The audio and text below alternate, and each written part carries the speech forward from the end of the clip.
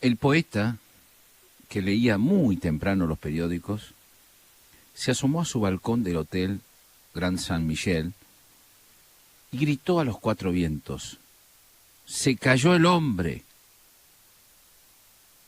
Y todos los exiliados que pernoctaban en los alrededores se removieron nerviosos, en la esperanza de que fuese su propio dictador y no otro el que acababa de ser depuesto. Esto acontecía a mediados de la década del 50 en París, ciudad a la que habían ido a parar ilustres asilados de diferentes dictaduras latinoamericanas, la crème de la izquierda literaria de la patria grande. El poeta que voceaba las buenas nuevas era Nicolás Guillén. Quien evocó el momento fue García Márquez. En sus famosas notas de prensa, Gabo exclama: éramos tantos los fugitivos de tantos patriarcas simultáneos. Se refiere a Odría de Perú, Batista de Cuba, Somoza de Nicaragua, Rojas Pinilla de Colombia, Pérez Jiménez de Venezuela, Trujillo de República Dominicana y también al general Perón de la Argentina, considerado todavía por aquellos escritores como un admirador del Eje y un fascista criollo, a pesar de haber sido validado por las urnas. De la nefasta entronización de aquellas dictaduras militares y de la amarga experiencia de sus desterrados surge la llamada novela del tirano, parte fundante de aquel boom latinoamericano que conmovió la literatura universal. Las coordenadas de entonces eran muy claras, o así lo creíamos de jóvenes. La derecha se servía del partido militar e imponía a crueles y ridículos déspotas. Y la izquierda y el progresismo se empeñaban en denunciarlos y en darles batalla cultural. Tras la caída del muro de Berlín, el advenimiento de la globalización y el abandono de los Estados Unidos de sus siniestras intromisiones, los tiranos cambiaron de ropaje y de bando. De ropaje y de bando. Por medio del voto con saco y corbata, se introdujeron en las democracias, limaron el sistema republicano desde adentro e instalaron autocracias más o menos violentas con disfraces izquierdosos. Se supone que un progresista es un rebelde frente a los poderes avasallantes, alguien que no acepta autoritarismos y a quien repugnan el poder omnívoro y los crímenes ideológicos, encarcelamientos, torturas, censuras y persecuciones por el solo hecho de pensar distinto. Pero resulta que en estos infaustos tiempos del progresismo, del falso progresismo, miran para otro lado. Mientras los verdugos de la hora toquen su melodía, o al menos una canción pegadiza que traiga ecos nostálgicos de aquella revolución romantizada. El folclore antiyanqui y emancipador, que huele a oxidado y que además es puro verso en este nuevo mundo multipolar, se encuentra por encima de los derechos humanos. Por algo será, era una funesta frase que se usaba para justificar durante el reinado de Videla las desapariciones y los tormentos a disidentes. Hoy esa misma modulación sirve para habilitar los asesinatos y las atrocidades de los gobiernos de Caracas y Managua, donde ya hay una dictadura clásica, como la denomina Sinan Vázquez, un destinado a escribir la gran novela de los Ortega. El premio Cervantes, el escritor Sergio Ramírez, ex dirigente sandinista, a quien nadie podría catalogar como derechista o conservador. La llamada izquierda se quedó en el siglo XX. Se volvió profundamente inhumana y reaccionaria, o en todo caso desnudó su verdadera vocación cesarista. Recordemos que aquellos antiguos ideales setentistas no propendían a la democracia, sino a las llamadas dictaduras populares, que salvo en Cuba nunca se habían llegado a consumar.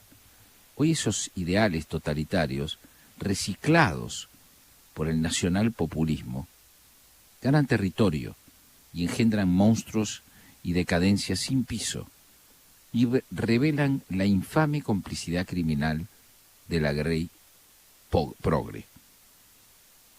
En el siglo XXI, un nuevo boom latinoamericano, ¿acaso sería posible? Solo que ya no se trataría de retratar literariamente la maldad de los generales, sino que debería abocarse esta vez a la perversión sin límite de estos flamantes autócratas.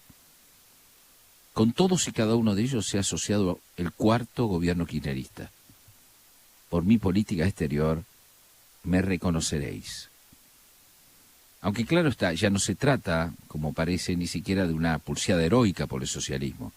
Apenas es una puja entre capitalismo de amigos y capitalismo abierto. El influyente hijo de Nicolás Maduro, pegando bruscamente la vuelta, lo aclara ahora mismo. Las expropiaciones fueron una gran equivocación, dijo. Se necesita de urgencia una ley para agilizar las inversiones en la República Bolivariana. El ataque a la propiedad privada no nos hace bien, dijo el vástago, que es diputado nacional, como Máximo Kirchner. Hay que reconocer, dijo el hijo de Maduro, hay que reconocer los errores de cada uno. Venezuela ni siquiera aparece en el mapa elaborado esta semana por MSCI. La Argentina pasó directamente de país emergente a estandalón. No estamos mal como Caracas, pero ya no somos ni siquiera país frontera y compartimos el subsuelo con Zimbabue y Botsuana. En ese contexto indiscutible que insólitamente muchos discuten, nuestra nación está siendo piloteada por una facción afín a la moda más inquietante. El kirchnerismo lleva adelante un copamiento sistemático del Estado, busca una hegemonía y planea fundar un nuevo orden. Y ha logrado, aún con sus actuales limitaciones parlamentarias, avanzar sobre instituciones y derechos aprovechando el estado de excepción de la pandemia. Sugerir, por lo tanto, que los comicios de medio término no son cruciales implica un acto de ingenuidad inusitada o de una imperdonable irresponsabilidad civil. Y sin embargo, este discurso fofo va ganando consenso en la oposición, incierta dirigencia del partido peronista troncal, entente amigable y comunitaria, donde el peligro de una radicalización es subestimado para desdramatizar la política y poder dedicarse a una tranquila conversación de socios. Una rosca. Las visiones coincidentes y el uso de algunos sondeos, insustanciales en un escenario volátil e imprevisible, les permiten crear un mueble mágico. Esa mesa común e ilusoria lo arreglará todo. A condición, por supuesto, de que los dos demonios se jubilen. En el caso de Macri quizá no sea difícil, sus amigos solo deberán convencerlo que ya no es competitivo. En el caso de la arquitecta egipcia, persuadirla de que debe pasar a cuartel de invierno no parece una tarea fácil. En esa misma mesa utópica, Massa asegura que Máximo es mucho más moderado que su madre. Nueva versión de Cristina Cansada, ¿vio? Hay un anzuelo para cada campaña electoral donde es necesario engañar perejiles y pescar votos en el centro. En esa misma mesa se dice también que probablemente el oficialismo sufra un voto castigo y que la nueva generación justicialista comenzaría entonces a relevarlo. El problema es que los Kirchner siempre han logrado levantarse de esa clase de derrotas, que no lo han hecho bajando el copete sino redoblando apuestas. Y también que el peronismo ha demostrado las mismas premuras, convicciones y eficacias que el general Alaiz en aquel alzamiento cara pintada. Dentro del PRO crece una especie de panperonismo. Por la mala gestión de Alberto, la pasionaria de Calafate debería ser pan comido, pero todos pueden terminar hechos pan rallado. Las elecciones son difíciles y si el kirchnerismo las gana, puede aspirar a su ansiado punto de no retorno. Ese accidente geográfico donde un señor feudal consagra un partido único y logra quedarse con todo y para siempre.